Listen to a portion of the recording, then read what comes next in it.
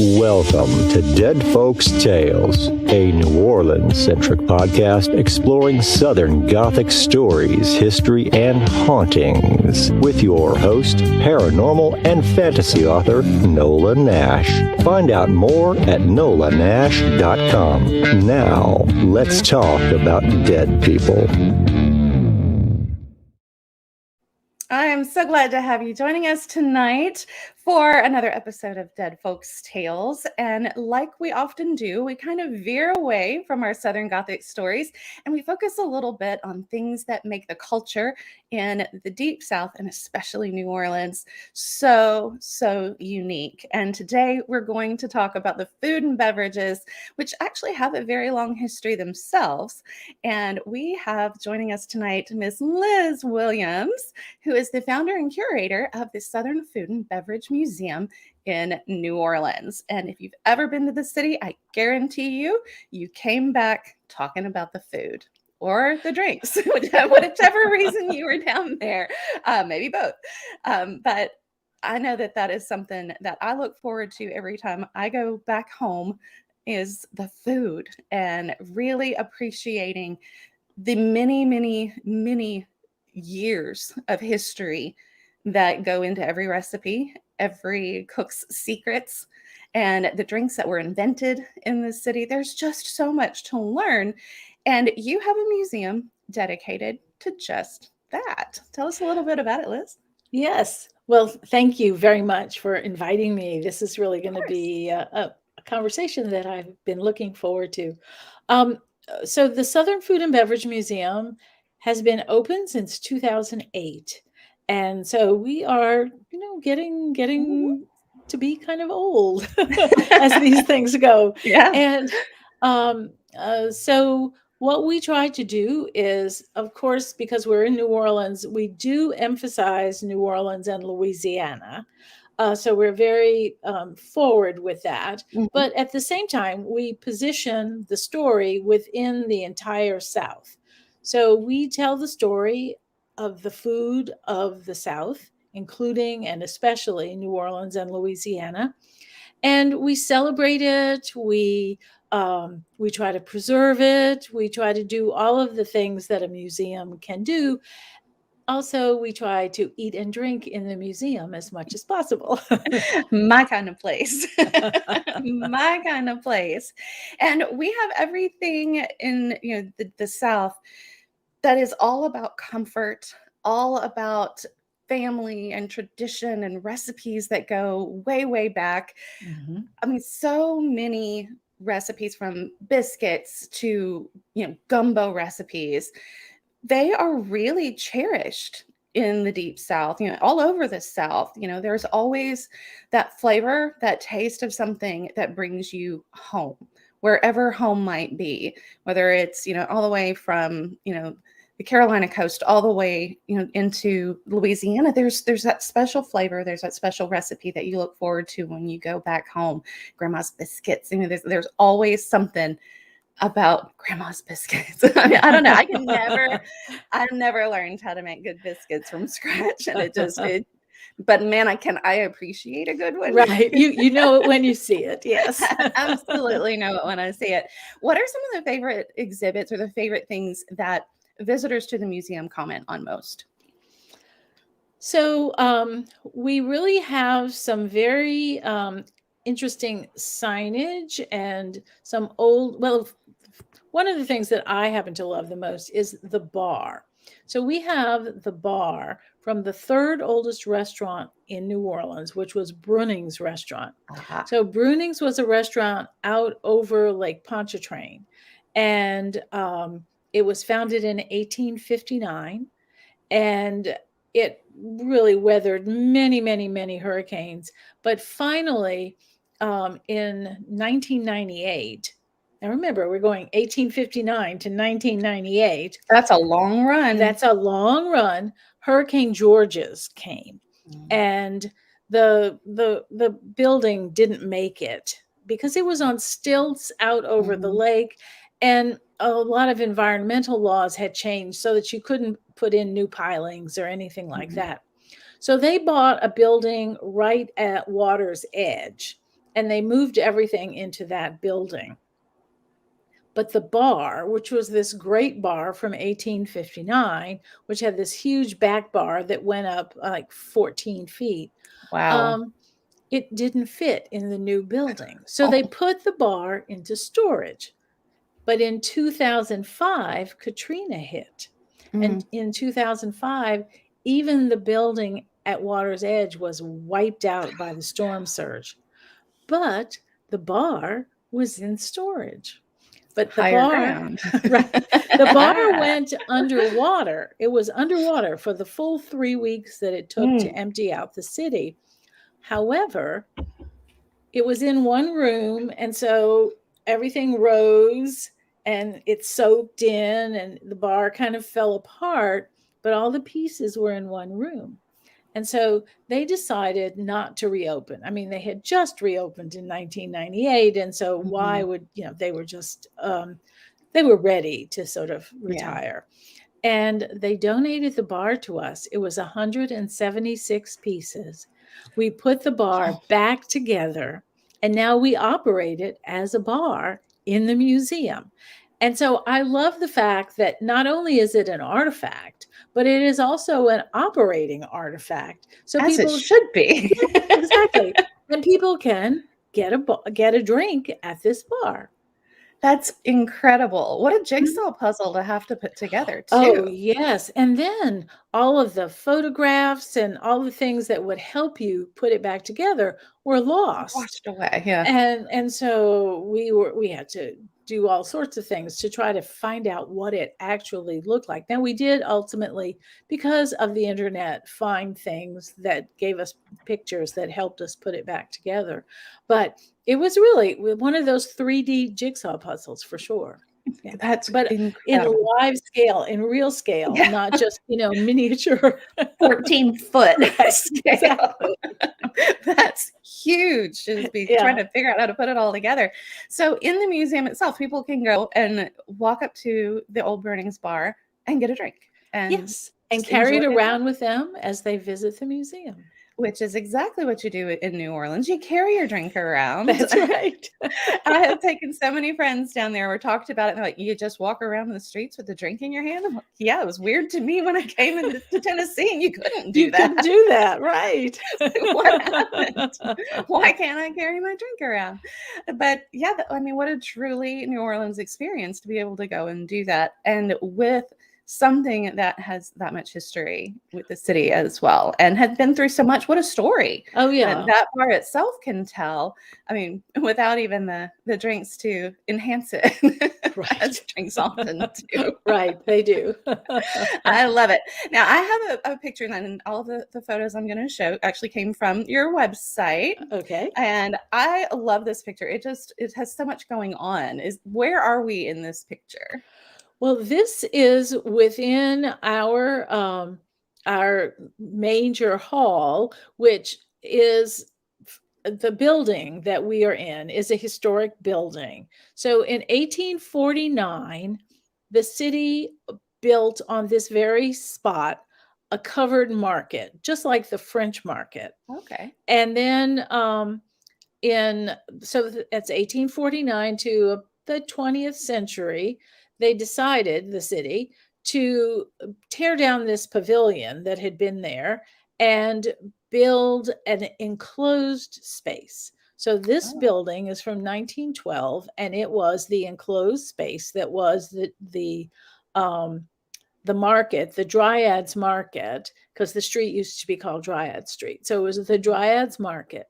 And so what you're seeing is a marketplace, this big open space. And it was one of the first buildings in the city to have slender iron columns and not have the big pillars that were made out of brick, which was the older way to do this. So it seems very open. It does. So every state has an exhibit there, every southern state. And we treat, because we're in a market, we treat every state exhibit as a market stall. So love instead that. of having everything in a traditional museum style where everything is in its own glass box and every artifact is, distance from the others and everything seems kind of untouchable. In our case, everything is crammed together the way it would be in a market stall. And so you see like the whole state in this one space that is dedicated to that state. It helps you see how things are related to each other, how the geography of the state really shapes in many ways what kind of food might grow there. And so what people, especially in the days before refrigeration or anything, would have been eating. I think that is a fantastic way to honor the space that it's in. Yes, And it's fun. really, truly keep the feeling of the environment as that market stall, and to be able to organize the exhibits. That's brilliant. That's absolutely brilliant. And then it keeps it from feeling so sterile as well. You feel like you're welcoming people into the market to really kind of just explore, as opposed to feeling like they have to, stand with little children with their hands in their pockets It's and not a read the church. placard. Right. It's not church. It is a museum. And of course, some people do feel that museums are very, very somber. But our idea is food is not somber. Food is a celebration. And we want you to feel that when you're at the museum. I think, adding a drink from the bar is a great Exactly. way to really feel like you were celebrating and enjoying the food. And not only do you have the museum itself, but you guys do classes too. That's right. We do. We have classes. And Is this your class space too that we're seeing here? Yes, that's the Okay. class space. Yes. I love And it.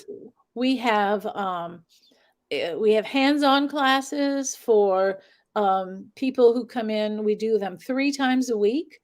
And so anybody who is visiting the city can sign up for one of our classes. And then we also have, often on weekends, we have demonstrations and other things from chefs from the city, or we'll have somebody speak from a book, or anthropologists come in and talk about some historical subject. We have all sorts of programming going on Saturdays. That is fantastic. How fascinating to have all of those things in one place, and to have those chefs come in and have the history. What has the response been from people? What kinds of reactions do you get to the museum and to the programs that you offer? Well, most of the time people are really happy. The thing that I love the most is when people are from one of the states that's represented and they come in and they say, you really did a good job. You really kind of tell the story of our state, but you forgot this one thing. And then they tell us what it is. And then usually we have either tried to get something that represents that thing, because of course it's a museum. So you need some physical object to represent whatever that is. But so often we've tried to get something and we haven't, people will promise it and then they don't send it or whatever. So often the people who have come will get it themselves and send it to us. That is so exciting. That is. Not long ago, someone from Alabama came through and he kept saying, well, you don't have these things that we think just are part of our Alabama experience. And so you really need them. And I suggested that he help us get those things. And about 4 months later or so, he came back. He had his car loaded with things that he had picked up for us. We had totally redone. This was Alabama, so we redid the entire Alabama exhibit to showcase all of the wonderful things that he had brought us. So we love that interaction and love that people feel so invested after they've just come to the museum once that they will do this. So we're always improving because people care. They really do. Other than the bar, what are some of your favorites? If anybody knows me, who knows me well, I gravitate to the bar. Of course, Just- yes. I mean, I did grow up in South Louisiana, Right, and I had my right. drink in my hand. I mean, let's be honest, it's kind of the way I roll. But other than the bar, what is one of your favorite things that you have, maybe that represents this Louisiana? So we have some wonderful signs. I don't know if you're familiar with Jendusa's Bakery, but Mhm. Jendusa's Bakery, there was a sign that fell during Hurricane Katrina, and they donated that sign to us. So we have that sign, and we have other signs. We have a sign from Commander's Palace. Oh, I love this. This is the original sign, and it has a million seemingly light bulbs. Well, the light bulbs are no longer made because light bulbs are mhm. changed, and the light bulbs that you can get no longer fit into the little sockets Oh. on the light fixture that is part of the sign. So they had another sign made that looks exactly the same, but will take modern light bulbs. And they Mhm. gave us the old one. So we don't light it very often because we're not going to be able to get light bulbs Can't get the light either, bulb. Yeah. Don't want those burning out on you. right. But it's wonderful to have these signs which remind you of things that used to be. I just think that that's totally wonderful. We also have some old snowball equipment that I just think is Yes. wonderful to have. We have a cast iron coffee roaster that Oh, is wow. one that you put coals in, and you crank it by hand, and it roasts your coffee over the coals for you. And it just makes me think, oh, I bet if you were to really use that, there would be a sort of smoky kind of Mhm. component to your coffee that we don't have now. Mhm. And I don't want to use it, but I do always think about that when I look at it, like, oh my goodness, wouldn't that Yeah. be really interesting to try to roast your coffee in there over coals?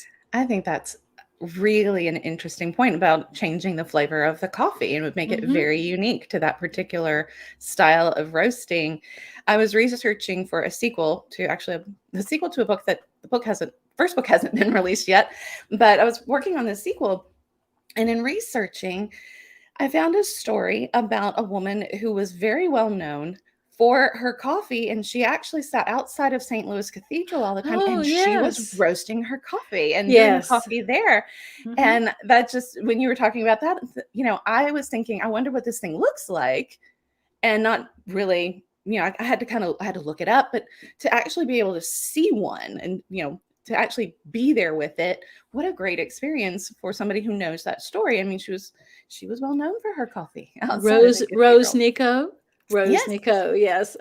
Yeah. Yep. She So was what a very great story. famous for her coffee. She Yeah. was. And so I have to think that maybe that was the what made her so famous is her coffee and her Perhaps. special roasting over coals and that technique.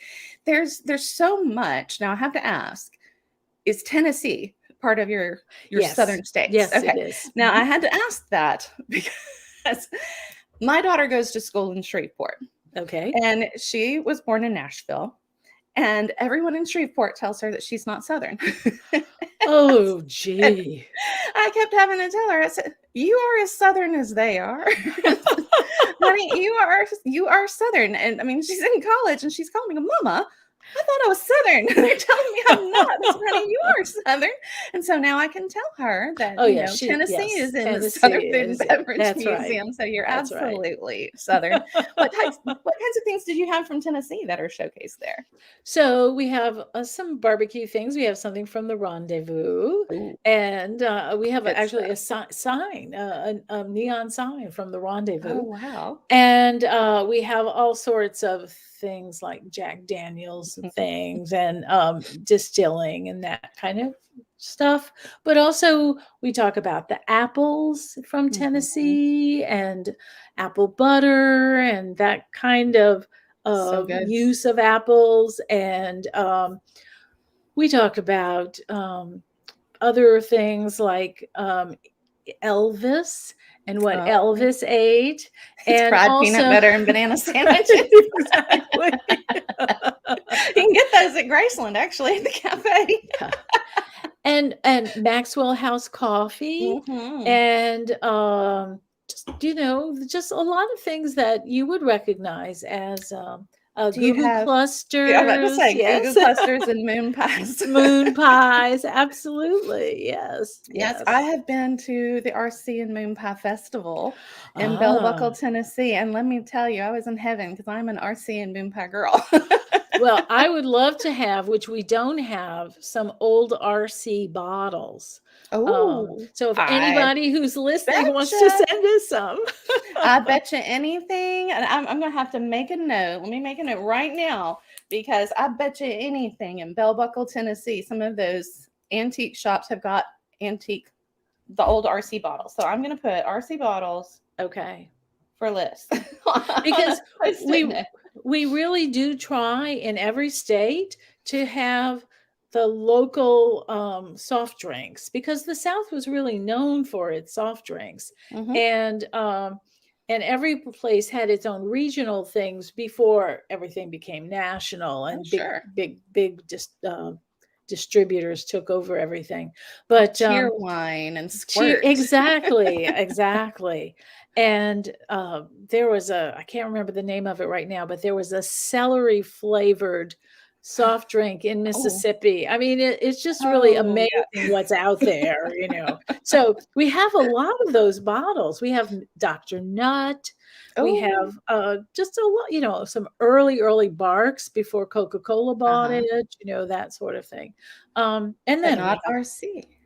That's but right. No RC No bottles. RC bottles. I'm going to be on a hunt for RC bottles for you wonderful. right now. Because I got to make some phone calls. And we can then tell the story of RC and moon pies. And, yes. It's a great story. Absolutely a great story. And Bell Buckle, Tennessee, if you've never been, it is a tiny little town kind of out in the middle of nowhere, but it is so charming and historic in its own way. And I tell you what, they can throw a festival. they do a good job. And they bring in people from all over that, somebody told me once that Bell Buckle is the geographic center of the state of Tennessee. Oh, really? Okay. I didn't know that. All I knew was they had the Moon Pie Festival, and that was enough for me. But I loved it. I love going. I missed it this past year. They did have it this past year, and I missed it. And so it's on my calendar for next summer. For next time. Because I gotta go. It's fantastic. But I will be on the hunt for some RC bottles for you. Is there anything else that the museum would love to have from a particular state that maybe is kind of just on your wish list that maybe listeners can find for you? Well, I mean, we're always on the lookout for these bottles. So it doesn't have to be RC bottles, but if there's a state soft drink that people know about, even if it doesn't exist anymore, if people send us those bottles, those things go right into the exhibit. These aren't things that get put into a box just to be part of our collection. They are on exhibit immediately. So that would be something. I can't even think of all the states that would have their own soft drink, but every state has its own soft drink. So that works. Arkansas has Grape Ed and all of that sort of thing. So there's lots of that. Yes. And Ale 8 in Kentucky. So yeah, it's just, there's lots of stuff that's available in terms of soft drinks that we would love to have. Fun things to keep an eye on, and like when you're antiquing, yes, like that's a fun thing to find. Right, to be exactly. Able to say, that's what they were talking about. This is I can get this. I always like to find things that I can buy, and then not feel guilty about. Like, what am I going to do with this? Right. And you've given me a reason to go to Bell Buckle. Right. So I know they've got them there. I remember seeing them. And I remember it's on the main street. There's like 3 or 4 little antique shops. And I know I have seen RC bottles in there. I'm going to have to go and track them down. Terrific. That would be terrific. Now, for your classes, how early do people need to sign up? And I know, if this does not make you hungry, this bowl of gumbo, then you've eaten way too much for dinner. I mean, because even after dinner, I could sit down and clean this bowl of gumbo. That looks amazing. And that's part of your classes. Oh, yes. Yes. We have 2 major classes. One is a gumbo making class that is really, really how to make a roux, and people learn how to make a dark roux. They learn how not to burn it and all of that. And then we also have a jambalaya class. And so I think anybody who comes will really learn how to make some of the basic foods that we eat. We don't have a red beans and rice class because it takes too long. And, Monday wash day, red beans and rice. It takes hours. If it's done right, it takes hours. Right.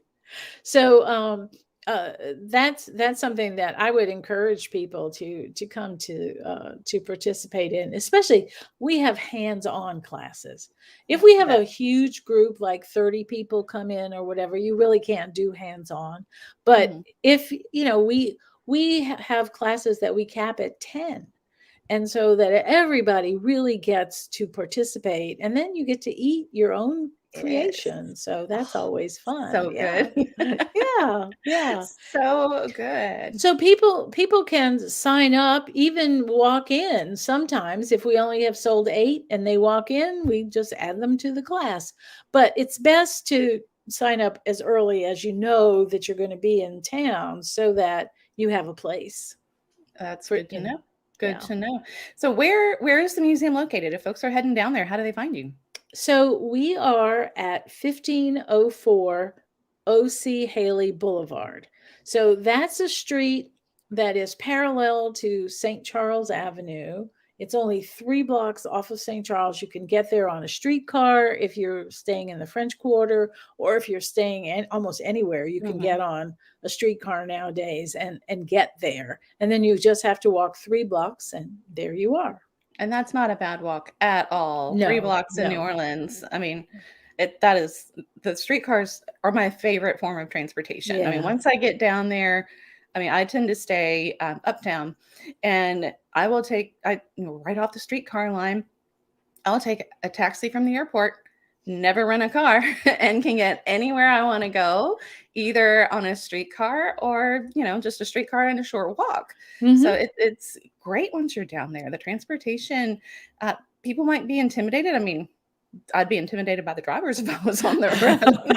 And so many tourists that don't know where they're going that are driving a car. I mean, it can be a little scary, especially driving around the quarter. But streetcars, man, the streetcar system is excellent. Right. And if you were uptown, you would go downtown on the streetcar. We're not far from Lee Circle. Which is no longer called Lee Circle, but it doesn't have a new name yet. Yeah, I was about to say, what is it though? It actually was only informally called Lee Circle.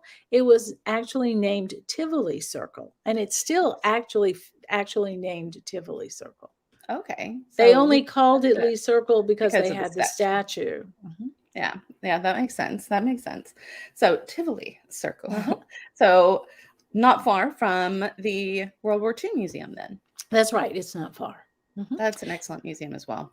And we've done programs with the World War II Museum because, if you're talking about rations and things like that during World War II, and you really want to understand how it worked and what kinds of recipes came out of that time, we will invite people from the World War II Museum community to our kitchen and make things from the ration books and that sort of thing, so that everybody really gets to see it.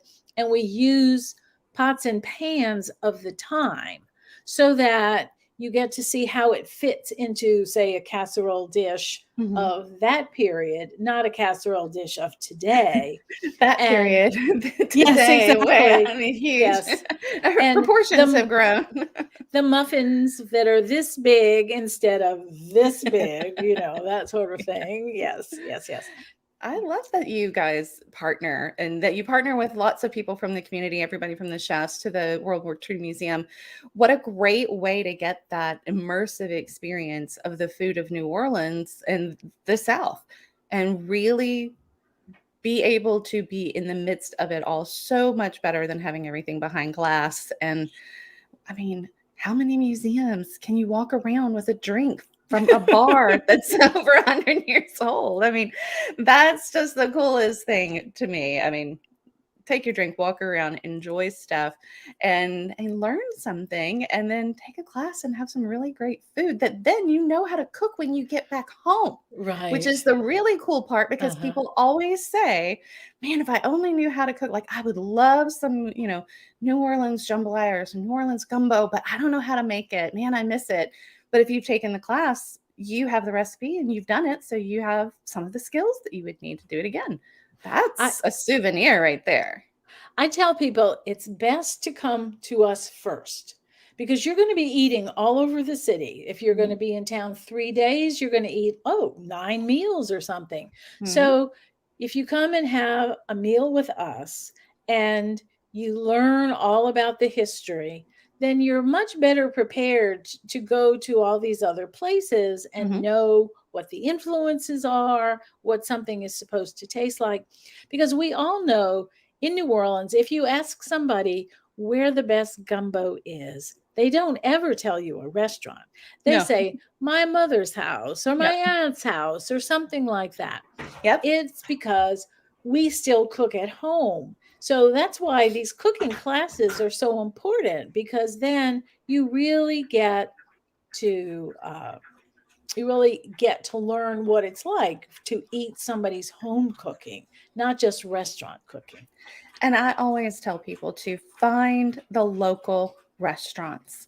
Find those hole-in-the-wall places. There are some famous restaurants they're famous for a reason. And yes, you do need to eat there too. But ask a local, where's your favorite place to eat? Right. And listen to what they say and go there, because they know the best food, because they have been eating it most of the time they've been eating it their whole lives. Right. And these restaurants, that's why another thing I love about New Orleans is the history behind the restaurants. They've been there forever.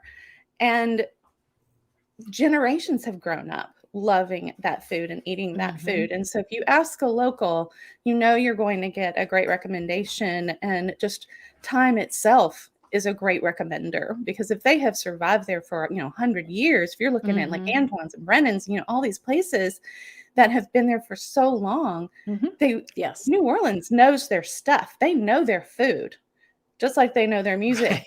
Right. It's not going to survive if it's not New Orleans quality good. So. That's true. That's true. Yes. I mean, we never go to restaurants to be seen. We go to restaurants to eat. Exactly. And so it can be a hole in the wall. If the food is good, we don't care. Yeah. I have been to some great hole in the walls. My goodness. Hole in the walls are the best places to get the best po' boys. I don't know what it is, but hole in the wall po' boy shops. You walk up, you walk to the back of the restaurant to the counter, you order, and then you wait on it. Oh, it comes to you wrapped up in paper. I mean, that's just like, that's the best. Right. It's so good. Well, I have truly enjoyed. I could talk food like forever. Like I said, I've had dinner and I'm getting hungry again, because now I'm thinking about all the things I could have been eating if I had gone to the classes. My sister-in-law makes the best gumbo, and I can't touch her gumbo. So when you talk about whose house, my sister-in-law makes the best gumbo, and so now I'm going, maybe we can get her to cook for New Year's. Right. What can I do to bribe her to make her gumbo? And so what kind of gumbo does she make? She makes chicken and sausage. Okay. Chicken and sausage. And I've always heard, and maybe this is just sort of the, Southern Louisiana, old grandma's tale or something, but if it is to be gumbo, it's chicken and sausage. When you add the seafood to the chicken and sausage, it's a stew. Like, it's a whole other thing. Like, you keep them separated. So that was how I grew up, that you didn't put the seafood in with the chicken, and it's either a seafood gumbo or it's a chicken and sausage gumbo. Like those lines don't cross. That was how I grew up. So chicken and sausage is how she does it. Chicken and andouille. I don't know. Yeah. I don't know where that came from. I don't know why. That's just always been the thing, is if it's going to be gumbo, it's one or the other, not both. Okay. I don't know. I don't know where it came from. That's us up there in Baton Rouge. We're doing things crazy, I guess. And so if folks want to sign up for classes, if they want to see what exhibits and events are going on, then they just need to go to the Southern Food and Beverage Museum website. Right? It's southernfood.org. Mm-hmm. Okay. And check it out. There are some great classes. There's a calendar of all the classes and what you can learn how to cook there. Some great outreach programs that you guys do in the community and bringing people in. And you created all of this, correct? I mean, you founded this.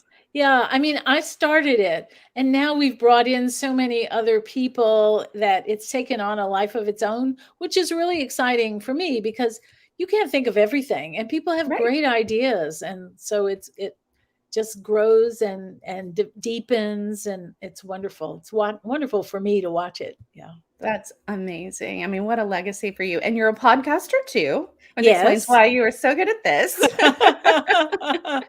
Tell everybody what your podcast is and where they can find it. So my podcast is called Tip of the Tongue, and it's a half hour or so of me talking to interesting people, and often an author or somebody who knows something about food and drink. And it's always about food and drink. That's the only kind of thing that binds it all together.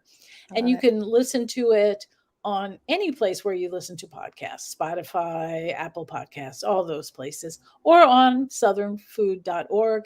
And it's part of our network, which is a growing network of podcasts all about food and drink called the Nitty Grits Network. I love it. I love it. Well, it has been truly a pleasure having you on this show, Liz, and I hope that we get a chance to talk again. And I know where my first stop is next time that I go down, because I'm hoping to have some RC bottles in my hand. So please let me know when you're coming. I'm going to give you a personal tour. Oh, thank you so much. And folks, Dead Folks Tales is going to go on a couple of weeks of hiatus as we get through the holidays, because my college kids are coming home and I'm going to eat up all my time with them while I have them.